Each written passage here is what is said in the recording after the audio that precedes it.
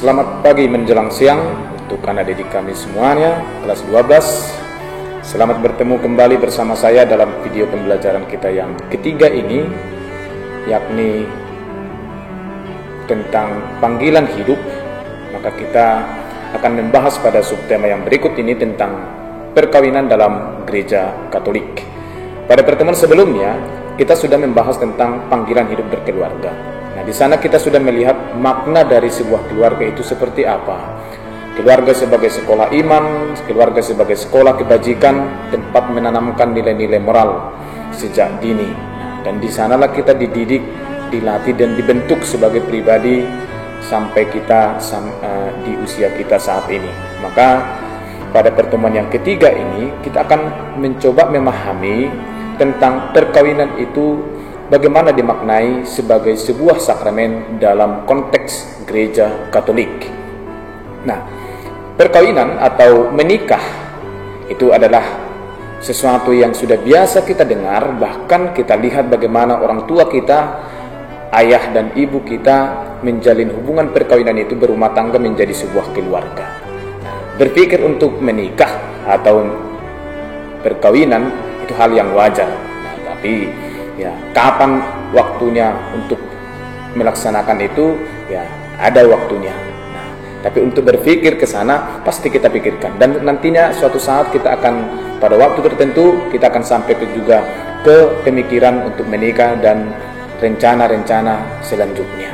Nah, jadi sekarang kita mau mencoba membahas tentang perkawinan itu dalam konteks ajaran gereja Katolik terutama. Oke, jadi kepada anak didik kami, semoga lewat materi ini, materi subtema yang ketiga tentang perkawinan ini, sesudah menerima pembelajaran ini, apa yang mau kita capai nanti, yakni yang pertama adalah mau melihat hakikat cinta kebersamaan antara seorang pria dengan seorang perempuan yang diikat dalam suatu perkawinan, yang diikat oleh cinta kasih. Kemudian juga yang kedua, kita akan melihat juga anak didik kami mampu memaknai bahwa perkawinan itu adalah suatu sakramen. Sebagaimana kita pahami bahwa sakramen itu adalah simbol kehadiran Allah, simbol nyata Allah yang hadir dalam kehidupan manusia. Maka lewat perkawinan nanti akan kita pahami lebih jauh bagaimana gereja Katolik menjelaskan atau mengajarkan tentang perkawinan sebagai sakramen. Maka sekali lagi silakan mengikuti pembelajaran ini, dan di sini saya akan menampilkan kepada kita lewat slide tentang materi kita pada pertemuan yang ketiga ini. Ya. Perkawinan secara umum dalam budaya Batak Toba, ada sistem yang dianut dalam budaya Batak Toba yang disebut dengan sistem eksogami. Nah, perkawinan sistem eksogami ini maksudnya adalah perkawinan di luar kelompok suku tertentu. Nah, ini sudah pernah kita lihat, sering kita lihat, dan bahkan juga kita tahu sendiri ya bagaimana ya sistem perkawinan dalam budaya Batak Toba. Ya, mereka tidak pernah menikah dengan satu rumpun ataupun satu marga. Itu maksudnya di sini. Artinya di luar kelompok marganya. Bahkan ada lagi hal-hal lain yang kadang-kadang kita tidak bisa menikah dengan, meskipun di marga atau di kelompok marga yang berbeda, tapi kita bisa tidak menikah. Ya, dilarang. Mungkin ada aspek tertentu, budaya tertentu, ya, tradisi yang diyakini oleh suatu budaya. Nah, jadi eksogami itu perkawinan di luar kelompok suku tertentu. Artinya mereka akan selalu menikah dengan di luar kelompoknya. Ciri utama perkawinan bagi orang Batak itu yang ideal adalah yang pertama berdasarkan jodoh. Nah, artinya dalam bahasa Batak disebut dengan sirokap nitondi, kan itu rokap nitondi, padanan jiwa. Rokap artinya ya yang klop begitu ya, connect dia. Nah, jadi saling mengisi satu dengan yang lain, itu sebenarnya artinya rokap. Nah, tondi itu ya bukan roh ya, bukan lebih kepada soal ya seperti orang meninggal, tidak. Tondi itu lebih kepada jiwa, spirit. Nah, artinya jiwanya. Nah, jadi bukan hanya soal kesamaan atau connect hubungan antar secara biologis, tetapi juga menyangkut hubungan batin, jiwanya. Nah, itulah perkawinan yang ideal. Kemudian juga mengandaikan bahwa kedua mempelai itu memiliki kebahagiaan. mengandaikan kedua mempelai memiliki kebahagiaan. Artinya di sana adalah bahwa keluarga yang terbentuk itu akan menjadi sebuah keluarga yang hidup dalam kebahagiaan. Nah, kemudian di sini kita akan melihat apa itu makna perkawinan. Secara umum, secara singkat saya sampaikan di sini bahwa perkawinan secara tradisional adalah suatu ikatan yang mengikat selain dari kedua mempelai, suami dan istri, tapi juga mengikat kerabat dari mempelai itu sendiri. Kita juga bisa memahami ini, saya kira cukup sederhana, bahwa ya ketika saya menikah dengan marga yang lain, otomatis juga keluarga saya akan menjalin suatu hubungan kekerabatan dengan keluarga dari pihak istri saya. Nah, itu contohnya. Nah, saya marga Sinaga menikah dengan Boru Sigalingging misalnya, maka secara sendirinya, dengan sendirinya keluarga saya yang marga Sinaga itu punya suatu hubungan kekeluargaan, kekerabatan dengan keluarga dari istri saya, Boru Sigalingging. Nah, itulah yang disebut dengan perkawinan secara tradisional. Kemudian secara hukum adalah suatu janji. Perkawinan itu merupakan janji mempelai untuk hidup bersama yang diucapkan di depan masyarakat agama maupun negara. Kemudian secara sosiologis disebut dengan bahwa perkawinan itu merupakan persekutuan hidup yang memiliki bentuk, tujuan dan hubungan khusus antar masyarakat. Nah, minggu yang lalu kita sudah melihat tentang arti dari sebuah keluarga, yakni sebagai kesatuan terkecil dari masyarakat. Nah, artinya dengan perkawinan maka akan terbentuk suatu kelompok masyarakat kecil, satu keluarga. Tujuannya apa? Tujuannya adalah untuk membentuk suatu masyarakat yang di dalamnya dengan cita-cita ya memiliki keturunan dan lain sebagainya, dan hubungan khusus antar masyarakat. Nah, artinya bahwa lewat perkawinan itu secara otomatis juga mereka akan terlibat dalam hubungan sosial. Hubungan sosial yang dimaksud di sana ya seperti misalnya budaya, adat istiadat. Nah, kita akan terikat dengan itu ketika kita sudah menikah. Secara antropologis bahwa dikatakan bahwa perkawinan itu merupakan persekutuan yang dimulai dengan cinta dan berkembang atas dasar cinta. Nah, jadi secara antropologis, nah artinya dari sudut pandang kemanusiaan bahwa perkawinan itu adalah suatu hubungan yang terjadi karena cinta, dan diharapkan juga bahwa hubungan itu akan berkembang berjalan atas dasar ikatan cinta. Nah, itulah yang mau dikatakan oleh ya pandangan secara antropologis. Nah, kemudian apa alasannya sehingga seseorang itu perlu perkawinan itu perlu dipersiapkan? Karena memang yang pertama adalah bahwa perkawinan bukan soal main-main. Nah, tidak salah kita berpikir sekarang ya bahwasanya ya menyangkut hubungan kita. Nah, karena kenapa kita memiliki hubungan khusus dengan ya lawan jenis misalnya, ya nantinya akan ke sana juga pikiran kita, kan begitu. Nah, perkawinan itu bukan hal yang main-main, tapi sesuatu yang sangat penting, menyangkut suatu panggilan pokok manusia. Nah, panggilan hidup berkeluarga itu tadi ya, dalam kaitannya dengan itu. Kita akan dipanggil menjadi seorang suami dari istri saya, dan sekaligus menjadi seorang ayah atau bapak dari anak-anak saya. Nah, ini adalah suatu panggilan. Kemudian juga karena perkawinan itu merupakan sesuatu yang baru bagi pasangan, maka perlu dipersiapkan. Ya, hubungan kita dengan calon istri saya misalnya, dengan calon pasangan kita, ini sesuatu hubungan yang baru. Nah, karena ketika kita seperti tadi di makna perkawinan yang pertama secara tradisional, ketika saya berhubungan dengan ataupun sudah menjalin suatu relasi yang khusus untuk membentuk sebuah rumah tangga dengan calon pasangan hidup saya, maka secara otomatis juga saya harus juga membangun komunikasi dengan pihak keluarga ataupun kekerabatan dari pihak istri saya. Nah, jadi perlu dipersiapkan. Nah, jadi relasi yang dimaksud di sana, hubungan yang dimaksud di sana bukan hanya soal hubungan saya dengan calon istri saya, tetapi juga orang-orang yang menyangkut kekerabatan dalam keluarga istri saya. Nah, kemudian yang berikut adalah kenapa perkawinan itu perlu dipersiapkan? Karena di dalam rumah tangga itu tidak ada keluarga yang seperti yang dikatakan oleh Paus Fransiskus, tidak ada keluarga yang sempurna. Pasti di dalam keluarga itu ya terjadi yang namanya ya sedikit gesekan ataupun perbedaan pemikiran, perbedaan kepentingan dan banyak hal. Baik itu antara suami dengan istri, juga menyangkut anak-anaknya. Nah, ini bisa ya memunculkan suatu konflik. Maka kalau tidak dibangun secara dewasa atau tidak dipersiapkan secara matang untuk membentuk sebuah keluarga, atau juga ya dipersiapkan untuk menghadapi konsekuensi yang pasti akan terjadi dalam sebuah keluarga, maka ini nanti menjadi menjadi terkendala atau buntu ketika menghadapi sebuah persoalan dalam keluarga. Tetapi ketika itu sudah dipersiapkan, apa yang terjadi sudah mulai ada gambaran akan hal-hal yang akan terjadi sesudah membentuk keluarga. Nah, itulah pentingnya mempersiapkan perkawinan. Kemudian kita masuk ke dalam poin yang berikut ini, yakni bagaimana gereja memahami perkawinan itu. Nah, dalam gereja Katolik, perkawinan disebut sebagai sakramen. Nah, agak berbeda dengan gereja yang lain. Nah, ini bagi gereja Katolik dilihat sebagai sakramen. Sakramen itu adalah tanda kehadiran Allah yang membawa keselamatan, Allah yang menyelamatkan. Nah, jadi apa hubungannya dengan perkawinan?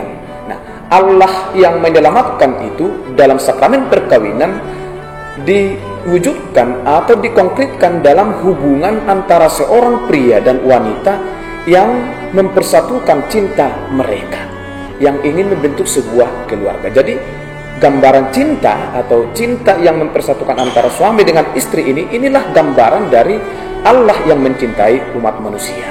Kemudian juga makna lain sehingga perkawinan itu disebut sebagai sakramen adalah simbol Allah yang mencintai umatnya dan simbol Kristus yang mencintai gereja. Jadi perkawinan sebagai sakramen ini sebenarnya mau dipahami bahwa perkawinan itu adalah relasi cinta antara suami dan istri. Kemudian, apa yang menjadi ciri khas atau hakikat perkawinan dalam gereja Katolik? Yang pertama, perkawinan Katolik itu bersifat monogami. Nah, monogami artinya ada di sana adalah perkawinan antara seorang laki-laki dengan seorang perempuan. Nah,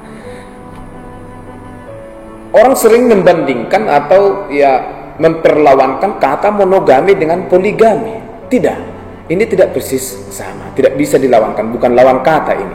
Monogami di sini mau menegaskan bahwa perkawinan yang terjadi itu adalah seorang pria dan dengan seorang perempuan. Jelas di sana ya, seorang pria dengan seorang perempuan.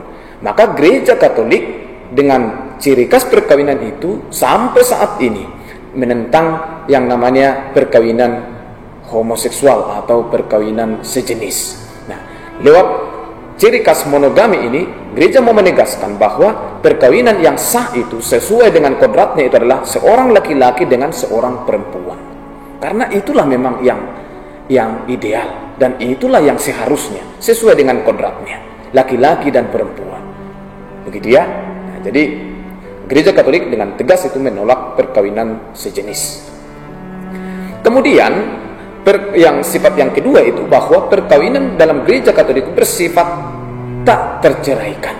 Nah, artinya di sana adalah berlangsung seumur hidup. Nah, jadi bertentangan dengan adanya perkawinan kontrak, begitu ya. Jadi gereja Katolik tidak pernah mengenal dan tidak pernah memperbolehkan yang namanya perkawinan kontrak. Yang ada adalah perkawinan yang tak terceraikan. Nah, apa yang sudah dipersatukan oleh Allah tidak boleh diceraikan oleh manusia kecuali oleh maut atau kematian. Maka perkawinan itu sesuatu yang sakral, yang suci, karena disebut ataupun dilihat sebagai, diyakini sebagai sebuah sakramen. Nah, kehadiran Allah dalam diri seorang pria dan seorang wanita yang mempersatukan cinta mereka. Nah, kemudian apa yang menjadi tujuan dari perkawinan dalam gereja Katolik itu? Yang pertama adalah dan utama, tujuan dari perkawinan itu adalah mempersatukan suami dan istri. Kemudian yang kedua, menjadikan suami dan istri itu ambil bagian dalam karya penciptaan. Misalnya, apa itu? Adalah lewat menghasilkan ataupun memiliki keturunan. Yang ketiga, suami istri dapat saling menguduskan sampai kepada tujuan hidup yang sebenarnya. Nah, lihat urutan tujuan ini. Nah, bahwa dalam perkawinan itu yang paling utama sebenarnya adalah hubungan suami dengan istri. Nah, jadi bukan karena memiliki keturunan, sering kita lihat juga karena tidak berketurunan, sering menimbulkan suatu persoalan dalam sebuah keluarga. Tetapi yang pertama dan utama dalam gereja Katolik sebenarnya adalah tujuan perkawinan itu kesatuan cinta antara suami dan istri. Nah, oke. Jadi yang paling pertama itu tadi, kemudian yang kedua menjadikan suami istri dapat ambil bagian dalam karya penciptaan. Nah, jadi untuk keturunan yang berkaitan dengan menghasilkan keturunan atau ya generasi, itu adalah tujuan yang kedua. Maka dengan ini bisa dikatakan bahwa ketika sebuah keluarga suami dan istri tidak memiliki keturunan, tidak bisa menjadi alasan untuk melaksanakan atau melakukan tindakan perceraian. Tidak. Kemudian yang berikut, apa saja yang perlu dipersiapkan dalam perkawinan itu? Yang pertama adalah persiapan mental. Itu tadi ya, karena banyak hal yang baru yang harus dihadapi sesudah berkeluarga. Banyak tantangan-tantangan atau konsekuensi-konsekuensi yang sering muncul dalam sebuah keluarga. Maka ada persiapan mental supaya bisa mampu melihat perbedaan, menerima perbedaan. Persiapan finansial, lebih kepada kesejahteraan keluarga. Persiapan fisik, persiapan pola pikir, merencanakan segala sesuatu dengan matang. Ya, menikah itu perlu kematangan dalam berpikir. Ya. Jadi dipikirkan, direncanakan dengan baik, siap secara mental akan segala sesuatu yang akan dihadapi, yang pasti akan dihadapi dalam sebuah keluarga. Kemudian kita akan melihat tentang kawin campur dalam ajaran gereja Katolik. Ada satu hal di luar ya materi persiapan perkawinan tadi, perkawinan dalam gereja Katolik, tapi dalam kaitannya dengan itu ada suatu ya ajaran dalam gereja Katolik yang disebut dengan perkawinan campur. Nah, perkawinan campur di sini, yang dimaksud di sini adalah bahwa gereja tidak dapat membatasi seorang melakukan perkawinan campur. Tetapi gereja tetap memberikan catatan dengan membedakan kawin campur. Kawin campur beda agama disebut dengan dispasitas kultus, dan kawin campur beda gereja dispasitas religion. Kawin campur dengan yang beda agama maksudnya di sana adalah perkawinan antara seorang Katolik yang beragama Katolik dengan seorang yang beragama lain di luar kekristenan. Itulah beda agama. Sedangkan beda gereja itu adalah perkawinan antara seorang Katolik dengan anggota gereja yang lain yang bukan Katolik tetapi sesama Kristen. Itu arti dari perkawinan campur beda agama, perkawinan campur beda gereja.